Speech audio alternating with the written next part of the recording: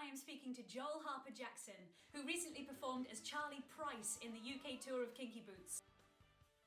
Look what Charlie Boy has done. Some of Joel's credits include Pieces of String, The Curious Incident of the Dog in the Nighttime, Jesus Christ Superstar, Beautiful, Evita, and Rent. And he lets us know why he chose to train outside of London. Joel is also working on his debut album, so make sure you look out for it this autumn when it's released. Hi Joel, thanks so much for joining me. Thanks for having me. My first question is, what colleges or drama schools did you audition for? I only auditioned for 2. I didn't know that they even existed. I was gonna go into business with my dad and be a property developer of some sort. And I was doing an amateur dramatic show at the time, and the director and choreographer of that show worked at the Hammond in Chester. And they were like, "Hey, you're great. So if you come and audition for us, you'll probably get a scholarship. Why don't you come and audition?" And I was like, "What's this? Okay, I guess I'll go on." And I went and auditioned, and I got in, and with a scholarship. And I was like, "Okay, great." And then I told my singing teacher at the time, and she was like, "Oh no, you can't go to that school. You've got to go to a London school." And I went, okay, and it was quite late on in the year at that point, so the only schools that were taking applicants were Mountview.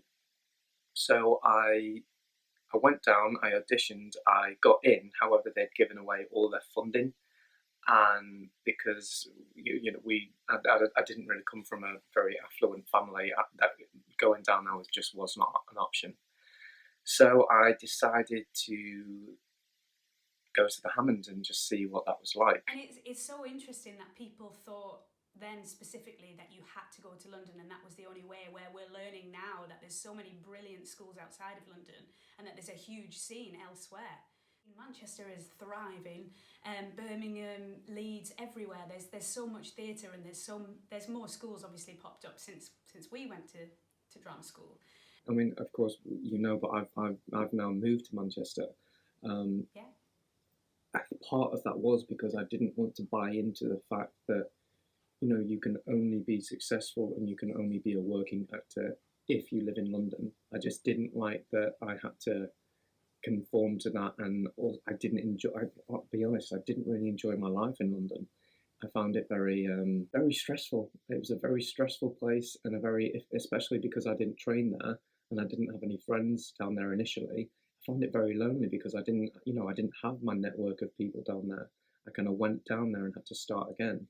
But Manchester has theatres here. It has cool little ones, big ones, tiny little theatre companies. It's bustling, and it's getting busier and busier every year. And of course, you've got all the TV stuff. You've got choreo going on there. You've got everything.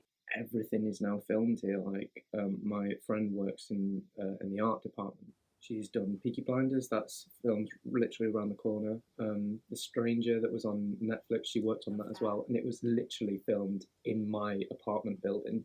No. And just the more that I talked to her about it, she was like, "Oh yeah, that was filmed around the corner." I was like, God, I kind of moved here at the right time. It's really happening, yeah. But just going back to your drama school thing, the leap that you took from being, potentially going into business with your dad, you were in an amateur show, and you were then maybe going to go to Chester. But if you'd then took that jump to London, that would have been a huge life change for you. So it actually bridged that gap as well, didn't it? It did. For my first year, I drove to school, so it was an hour there and an hour back. And I'm kind of glad I did, because at that point in my life, we had a few family troubles, and it was being away from that would have been so difficult. So I was still there to support them and have my training in the day. Now that I've come out of college and worked a few years, I've kind of gone, God, you know what? I wouldn't change it for the world now. Like, I'm so glad that I actually went to that school. So my next question is, do you remember what pieces you had to do, or what audition criteria you had to fill for your auditions? I don't remember specifically what I did, but it was a Shakespeare and then a contemporary. Had you done much Shakespeare, like at school, like? Nothing. So it was quite alien to you. Oh my god, it was so foreign. I had to get an acting teacher, and it was, to be fair, even now I'm still like uneducated in it. I just never had that education in the verse. Mhm.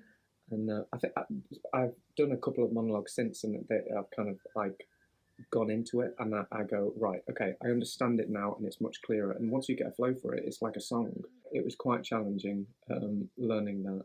What we're trying to do is help people that maybe don't have any Shakespeare knowledge coming with their monologues or their contemporary monologue. So contemporary monologues, you can kind of find something that suits you and who you are as a person and who you want to represent. But with the Shakespeare, sometimes people who have no knowledge of Shakespeare, they don't know where to start. I mean, I feel more equipped to do it now, but back in the day, I was like, can someone please just help me? Good. Yeah. I'm glad that you're offering. I'm glad that you're offering that. I think I sang Gethsemane from Jesus Christ Superstar. Which you then went on to do that show at Regent's Park, didn't you? Yes, I did. My singing teacher introduced me to that song a few years back, and she was like, you have to do this song. This is going to be your song. She's like, take it to your audition. And to be fair, that's the song that I did in the audition that I kind of noticed them all go, oh, okay, all right, now we're listening. So yeah, song choice is a big thing. Choose wisely, everyone. But you knew that you had that song in you, and it's such a rangy song, and if it's in your capabilities, then that kind of thing is fantastic. But equally, it's really important not to try and overstretch yourself, because auditions bring nerves, and with that, you need to know that you can hit that note every time. Like you say, don't choose something that is hit and miss for you. Sometimes you get the note, and sometimes you don't. Yeah. I'd say because avoid you're that. already under pressure. Yeah. And you don't want to add that extra pressure of that note that you sometimes can't get. Very much so. If your range isn't that broad, you want to maybe pick a more acty song. So you've got to show them something, your best skill. You've got to try and put into that song, whatever it is. Very much so. Show your best side. Exactly. Show your best side. I like that. In terms of your drama school audition, is there anything you would have done differently? I don't think I would. I kind of take that motto into life. I don't really think you should regret anything, because usually when you do something that wasn't quite right or make a mistake, huge lessons come with that. So no regrets, because the lessons are worth the embarrassment sometimes. Definitely, because it makes you grow as a performer or as a human, and it's all part of your journey. Rehearse. Know all your lines, back to front. Say it in your sleep. Know the story. Know the backstory of it. Make sure that you connect with the piece. But then when you go into the audition, let all that go and just let it come out of you. Let it flow. I know it's so easily said, but try and get rid of your fear.